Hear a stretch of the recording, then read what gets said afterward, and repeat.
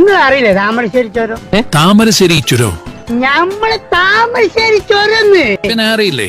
താമരശ്ശേരി ചുരം അറിയാത്തവരാരെങ്കിലും ഈ ഭൂമി മലയാളത്തിലുണ്ടോ? ഒരിക്കൽ ആ ചുരം ഇറങ്ങുമ്പോ ഇതിന്റെ ബ്രേക്ക് അങ്ങോട്ട് അപ്പുറപ്പുറം ഭയങ്കരമായ കുയ്യല്ലേ, കുയ്യി ഇറക്കല്ലേ. പണ്ടാരടങ്ങ ഇതുണ്ടോ, പിടിച്ചാലും അമർത്തിയാലും നിക്കണ്. കട്ടിക്കും മണി വ്യത്യാസത്തിന് സ്റ്റിയറിംഗ് ഒന്ന് അങ്ങോട്ടോ ഒന്ന് ഇങ്ങോട്ടോ മാറിയാ മതി, ഞമ്മള് എഞ്ചിന് തവിട്. അപ്പൊ സുലൈമാൻ പുതിയ വിവരങ്ങളൊന്നും അറിഞ്ഞില്ല അല്ലേ? ഇനിയിപ്പോ എഞ്ചിനീയർ കൊണ്ടൊന്നും താമരശ്ശേരി ചുരം കയറണ്ട. എന്താണ് തമാശ? ഇല്ലപ്പാ, സീരിയസ് ആയിട്ട് പറഞ്ഞതാ.